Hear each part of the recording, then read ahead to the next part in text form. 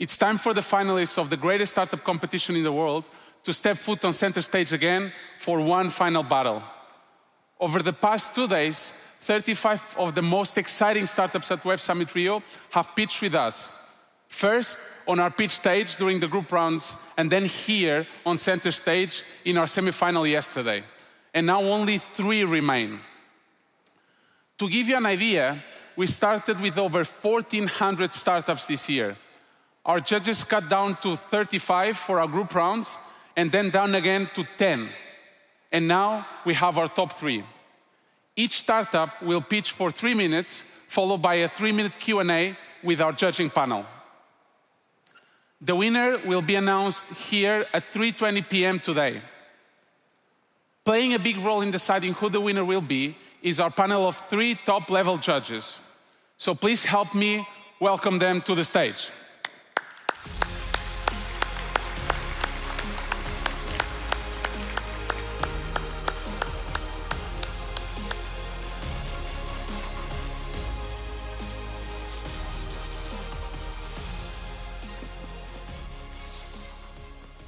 Firstly, we have Stephen Ogunro, partner at Crosswork Ventures, a late-stage venture fund. He is the creator of the upcoming TV series, Success, Investing in Humanity's Future.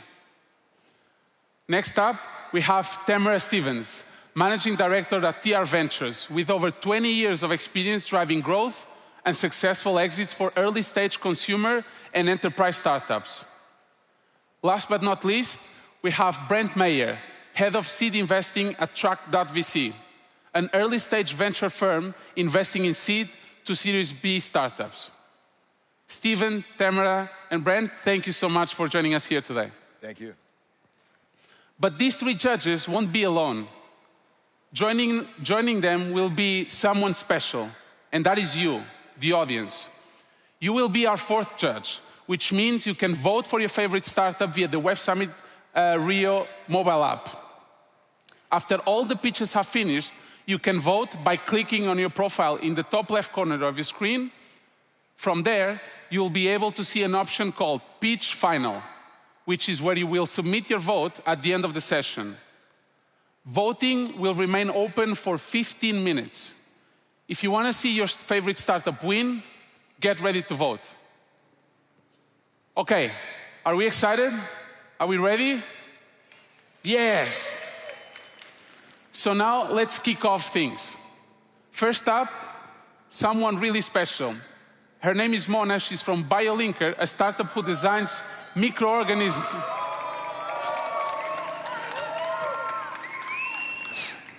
She has some fans in the audience. So a startup who designs microorganisms using AI to create powerful enzymes and proteins, revolutionizing health, industry, and sustainability.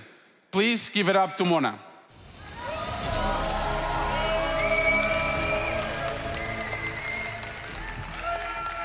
Hello, thanks so much. Imagine a world where we can design proteins, manufacturing easy, faster, and tailor-made to saving millions of people.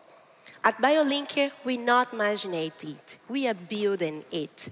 So today, a lot of companies and biotech, special biotech companies, have a challenge, a massive challenge, slow process to discovery, expensive process also to do protein to reality. And we have a solution for that. We combine many technologies with like cell-free protein expressions and AI to create new organisms to the world with unique proteins. For example, during the COVID-19, we have created NanoLink with 24. It's a kind of biopharmaceutical proteins that can focus to treat patients in conditions of COVID-19. And for example, growth factors too, like in vitro link, that can create cells and grow cells easily, fast, in a unique way. We have impacting a lot of companies here in Latin America with more than 200 unique proteins from biodiversity with 95% of success fee and create new proteins to the world. And to do that, I'm not alone. I have a dream team with me. I am PhD in biochemistry and nanotechnology. Together with 8% of my team, also PhD, and businessmen, we are create this from Latin to the world. And we are globally recognized as deep tech pioneer, and also last year in Harvard, MIT was as top 5 best biotech and best company from Brazil. And we are growing every year. For last year, we reached 60% of revenue more, and we are also start to exporting globally protein to the world. It's a huge market to do proteins, $300 billion. And we see opportunity to create a unicorn from biotech here in Latam to the world. And as I said before, we're not doing that alone also. We're using a lot of partners to create this world, like Google for Startup, and also Sebra and FINEP has granted, and we are proud to have granted more than $1 million from grants to create the lab and all infrastructure to have these proteins to the world. And it's more important to say, BioLink is not only doing protein. We are changed biotechnology and the future of biotechnology. And I'm inviting you to join us to create this future. Thanks so much. I need to be here.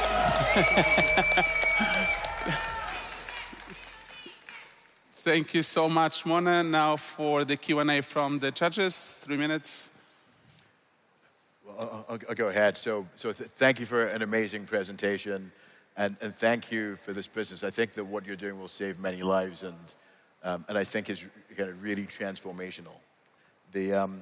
I think again, this is just a really special business for the world from my point of view.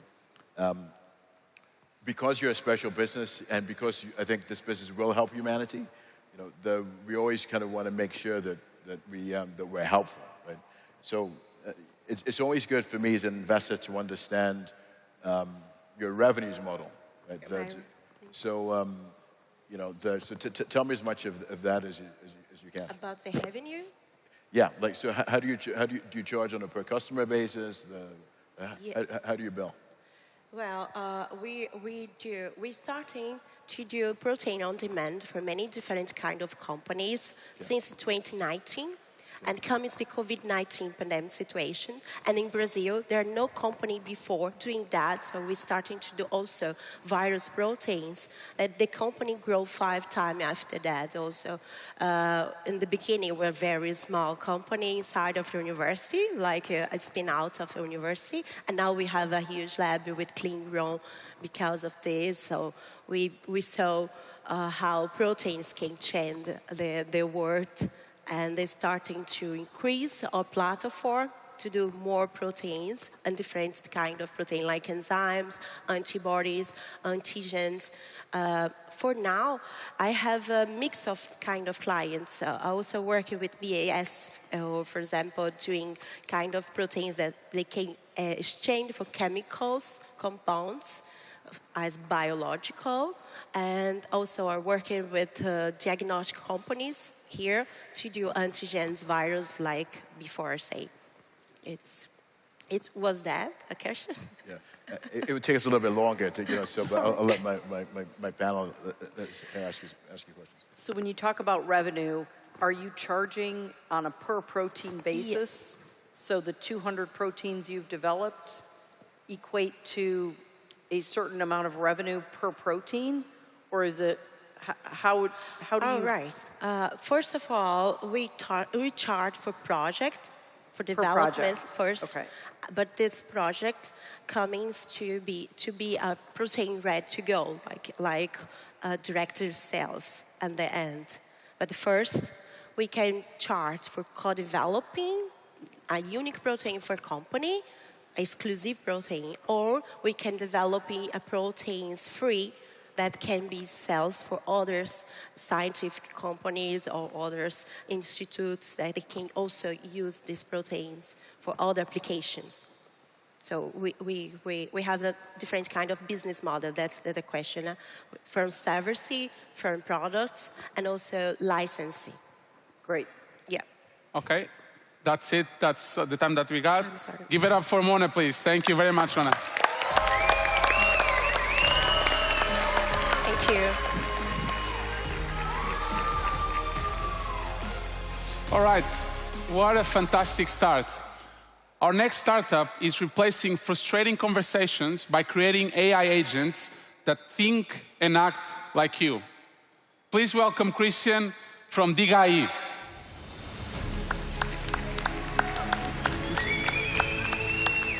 Digai, galera, boa tarde. Judges, how's it going? So this is an actual picture from the day that Digai was born. You can see myself, Jose, who's a Colombian data scientist, my co-founder. You can see Dave, Nubank's former Chief of Information Security Officer that became our first angel investor. And on this day, we were going to the cybersecurity happy hour, but before we had our first beer, we had the idea to come up with the AWS of conversational AI agents. So what does that mean? When you invest in AI, there's two risks. On one end, ChatGPT wrappers can become obsolete as soon as OpenAI releases some new feature. And on the other, foundational models require billions and billions of dollars to spin up, and you're screwed when something like DeepSeek comes out, for instance. So we focus right in the middle, where rubber meets the road, where true value generation is. This is where AI meet the people. We're a business-agnostic AI infrastructure for the enterprise so that they can deploy conversational AI agents with the reliability and the scalability that we learned at Nubank. Here's an example. This is an AI interviewer. It's talking to a job candidate in real time through WhatsApp. It can exchange audio messages and send feedback, and it provides the company with a ranking of basically all the candidates. So you're giving all candidates a fair chance to be heard, and you didn't have to join a single interview with a bad candidate. Currently, we are at 85 clients, mostly enterprise. We have $50,000 of MRR growing at 30% month over month over the period of 16 months. And what we learned here in Brazil is that things are a little bit different than in the US. Moving laterally within an enterprise organization is easier because of two reasons. One, Kenjiki, or word of mouth, basically, is very important. And procurement processes are extremely bureaucratic and complex here. So, listen, guys, we're talking about AI a lot. You do not have to go to the moon with AI just to be successful. Managers in these companies, they just want to show positive ROI. They are buying AI as if it was RPA 10 years ago so that they can get a promotion. So we're a horizontal solution with two entry points, HR and finance, but we see that more and more IT becomes the ultimate decision maker. This is where it really gets fun. Our agents start learning what works and what doesn't, and they start making recommendations so that you can optimize your processes. So essentially what you see here is a consulting manager hiring people, and what we're suggesting is, hey, you should ask the data, the conversation history, who's good for a client-facing role, right? That's better than a resume. So this is our chance, guys. This is really what I believe, o que eu acredito, that will give the padaria da esquina, the small business owner, a true chance of world-class processes with a call center in your pockets. We raised a pre-seed round. Last year, we had 3 early-stage funds. Ed is Nubank's co-founder, the CISO, ex-CFO of Uber, and some other strategic angels as well. Thank you, guys. Valeu, galera. Diga aí. Bora! Thank you very much, Christian. Maybe starting with Brent this time around. Sure. I'll go ahead and read the first thing I wrote down, which is great shoes. So congratulations on that. I'm feeling the vibes there. We've invested in a few companies similar to yours. It's a very competitive space. So you have a lot of competitors to beat, but it also means the market's huge. For the 85 clients, I'm just curious what the churn is, because what I've noticed with some of these companies is that they can get revenue quickly, but it's hard to give those clients the 100% solution. So how do you look at churn in relation to your customer acquisition, and how sticky is the product once you get a customer? Thank you for the question. So we have 13% churn. We have a 90-day paid pilot, and customer success is important. So we have people who are ex-Big Four and are over there talking to these people. And you got to aim for the simple ROI so that the project pays for itself. Once you do that, like I mentioned, people are buying it as if it was RPA. You have stickiness from the data. So as I accumulate data, I can show clients values that only I can derive from their data. And that is the stickiness factor. Thank you. Thank you very much. Camera? Talk to me about the hardware stack for something like this. So Yep. it's unstructured data, voice. Are you running on GPUs? Are you considering AI chips like Cerebrus, Samba Nova, Yeah. chips like that? What are your thoughts with respect to that? Yeah, so we built this thing to scale. When we were at Nubank, we learned that if you do code for 3,000, it doesn't work at 50 million. Yeah. So we have 15 components that are all code that we had to write to solve issues when we went from 1,000 to 5,000 and 10,000. Currently, we have 15,000 people talking to our AI agents every week. So these could be individual products and startups. I'll give you one example, which is my favorite. It's called the Fazendinha, or the Little Farm. And it's a collection of 20 phones, and they're exchanging AI news messages with each other, and they comment on AI with each other so that the numbers are warmed up, and then WhatsApp recognizes you as a legit number. This is just one example, and we have companies trying to buy that as a product, but it's just, our solution to the scalability challenges. Do you run into pauses, slowness, things that sort of impact customer satisfaction when using the agents? You mean in terms of security and reliability? No, just pauses. So I say, hey, I'd like to buy a house in Rio de Janeiro, and there's a 10-second pause or a 20-second pause because of all the latency. Got it. Yeah, we have a delay so that it doesn't get caught by Meta and blocked. Yeah. And one thing we do, which we learned in the cybersecurity BU, we have 3 agents running simultaneous responses, and if they don't match at 80%, we got to rerun it again. Yeah. So we have to actually add a little bit of latency so that it doesn't look that much like a bot. But people love it, and we give some clients the option to choose between humans and AI agents, and people pick because they know there's less bias and they're going to get a more comprehensive service. All right, that's the time that we have. Thank you, Christian. Give it up for the team at Big IE. All right, thank you.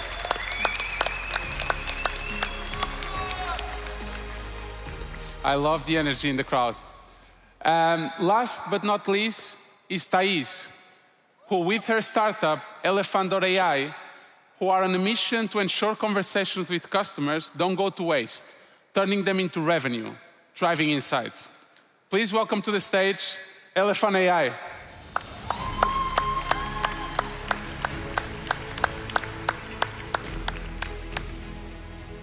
Hello, it's a great pleasure to be here.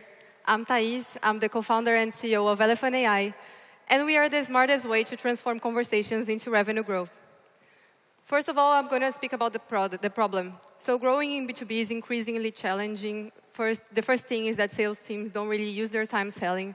They spend only 28% of their time selling really with the customer, and the rest of the time is in operational work. On the other hand, prospects don't really feel that their business's needs are met during sales calls. And we know that in Brazil and Latin America, calls and meetings are really important to do a good sell.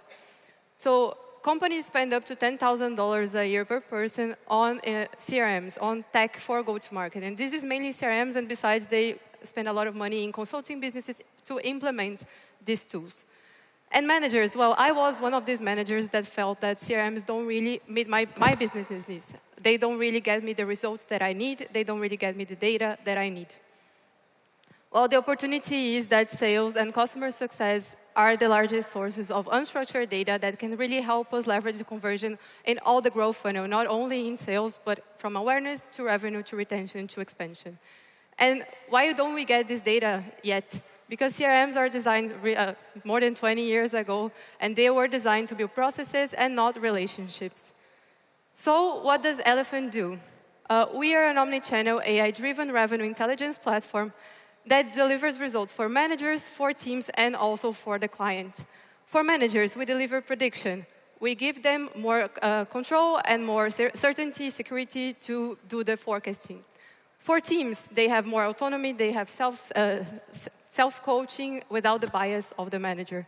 And for the client, well, they get the personalized lead care and client care that we all want. We integrate with the most CRMs in the market, and we integrate with meetings, online and offline meetings, WhatsApp calls, and we get all this data to process and to deliver the results. We have more than 100 companies already transforming conversations into revenue growth, and we are less than 1 year old. So we're growing really fast, and who are those clients? Our ICP is a company that has at least 4 to 5 salespeople until 40, 50, 60. Our largest client have more than 50 salespeople using Elephant, and what do they get from results? New analysis and CRM autofill, sales self-coaching, and real-time assistant. We are the only ones that have real-time assistant in the Brazilian market, and we get the sentiment analysis as well. And we have proven results for reducing sales cycles, 20% increase in conversion, and 30% reduction in the sales cycle. So yeah, we know that the data has the answers, but we never got the chance to use it. Now we can do this with AI and machine learning. So I invite you guys to forget the old sales playbook, and let's build real relationships and win bigger together. Thank you. Thank you, Thais. Maybe Tamara, if you want to start? Sure. So first, great pitch, thank you. Are you working directly with tools like Salesforce and other systems, so you're integrating into existing systems and giving them the AI tools to, I mean, I love the auto-populate. We integrate with the CRMs, and we put data in the CRM, and we get the data from the CRM. So we cross quantitative and qualitative data from conversations, and from the sales cycle, from the conversion rates per salesperson. And we deliver results for sales and for customer success within the CRM and on our platform. Great, thank you. Well, first of all, congrats for being on stage. I think it's amazing seeing 2 women-led companies as being finalists this year. Thank you. I think that's absolutely fantastic. Give her a round of applause, please. Yeah. I feel proud. Yeah. Thank you. Fantastic. You know, whenever I look at businesses in this space, I always think, you know, if you're advising people on how to grow sales, your sales should be skyrocketing, right? You know, so talk to me about revenues growth. Yeah, we reached our 1.2 million ARR, so in less than 9 years. So we're growing consistently from 25 to 35% in revenue month by month. And we opened our company in June last year. So yeah, we're getting close to 130 clients. Yeah, now. Okay. So your product works for you as well then? Of course. Fantastic. And in terms of you're integrating with their sales software, are you replacing an analytics layer for your customer, or is this a function that they've never had in their sales toolbox? So basically, is there some other provider that you're selling into that you're superior to in terms of providing these insights, or do they just not have this capability currently for your typical customer? Every sales tool have dashboards, so this is common, but the dashboards don't give us the answers that we need. And our main differentiate is the prediction that we can deliver within the leads, within the deals. So I want to give the prediction for the salesperson to know what to do, when to do, and how to do the follow-up so that they leverage the conversion chances. This is only us that do, like nobody does it. But the CRMs already have dashboards, they already have data. We believe that it doesn't work. Thank you. Thank you. Yeah, I think that's it. Thank you very much, Thais. A big round of applause. Thank you so much for the opportunity. For the team. All right. So, a quick reminder that now it's time to have your say on who you think should be crowned the champion of pitch at Web Summit Rio 2025. Again, the polls will remain open for 15 minutes, so make sure you cast your vote. Before we go, I just wanted to give the judges here, and thank you again so much for all your help, a couple of minutes for us to discuss what did you see here on stage, and if you have any advice for any of the future and aspiring entrepreneurs that we have in the audience when it comes to tackling something as pitching on stage in front of a panel of judges. Yeah, I think these guys did an amazing job. You know, I think that, I mean, they've beaten, 1,300 companies to be here. So I think that they've done an amazing job. You know, these are interesting spaces. You know, one of the kind of common themes across the board is that, you know, they've all embraced artificial intelligence, which you really have to do, you know, in this sort of era. Again, I'll reiterate that I love the fact that there are 2 women entrepreneurs up here that, I mean, they earned it, right? This isn't, they earned their right to be here through hard work. So that's, I have 2 daughters, so that's fantastic, right? Yeah. And the company BioLinker, so we have a show about investing in humanity's future, but BioLinker is the kind of company that we would love to have on the show, So we love what they're doing in terms of, I mean, that company will literally save many people's lives, right? So, yeah. so we love what they're doing. This has been a great selection of companies. Thank you very much, Stephen. Tamara? Yeah, agree. Impressive revenue, actually, out of all these companies for the stage that they're at. So, kudos to them for trying to figure out how to get into market and make money, because ultimately that's what will keep them going. So, good job. Thank you very much, Brent. And just to follow on that point, all of these startups had customers.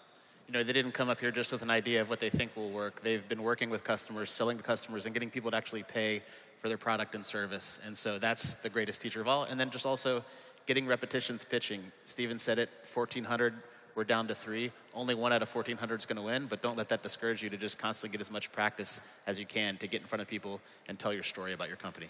Thank you. That is great. Thank you very, very much. So now the judges' score will be collected and counted. And again, you can vote on your favorite. So don't forget to go to the app and cast your vote on your favorite startup. The winner of Pitch will be announced here on center stage at 3:20 p.m. So be sure to stick around for the big reveal. Thank you so much for being here with us, and see you all later. Thank you.